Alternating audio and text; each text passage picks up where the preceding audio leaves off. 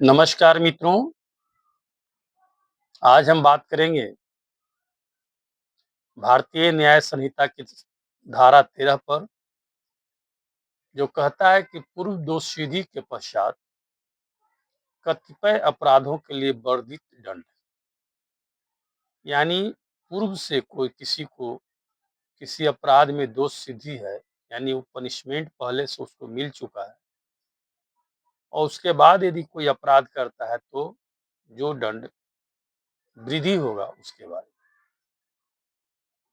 यानी जो कोई व्यक्ति भारत के किसी न्यायालय द्वारा इस संहिता के अध्याय 10 या अध्याय 17 के अधीन 3 वर्ष या उससे अधिक अवधि के लिए दोनों में से किसी भारतीय के कारावास से दंडनीय अपराध के लिए दोषसिद्धि ठहराए जाने के पश्चात उन दोनों अध्यायों में से किसी अध्याय के अधीन उतनी ही अवधि के लिए वैसे ही कारावास से दंडनीय किसी अपराध का दोषी है, तो वह प्रत्येक पक्षवादी अपराध के लिए आजीवन कारावास से या दोनों में से किसी भी भारतीय के कारावास से, जिसकी अवधि 10 वर्ष तक हो सकेगी, दंडनीय होगा।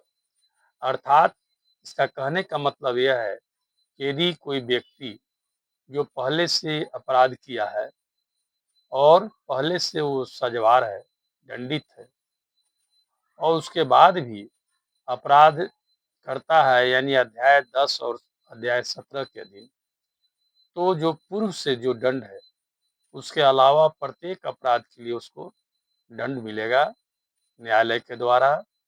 और यह जो अपराध होगा वो आजीवन कारावास से होगा या दोनों में से किसी भी भारतीय के कारावास से, जिसकी अवधि 10 वर्ष तक हो सकेगा, दंडनीय होगा।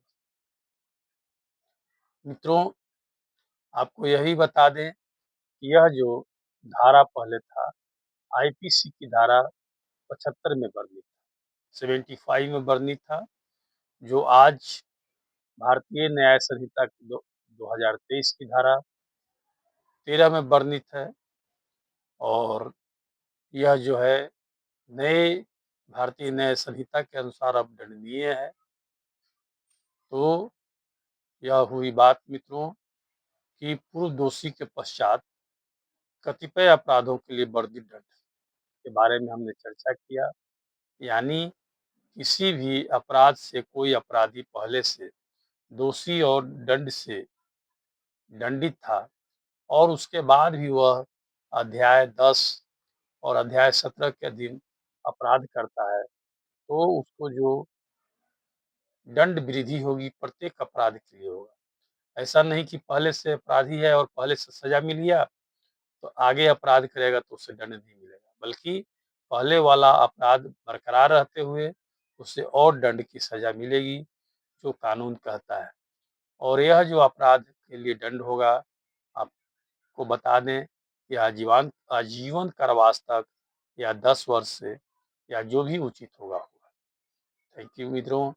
तो यह हमने चर्चा किया आपको भारतीय न्याय संहिता की धारा 13 पर।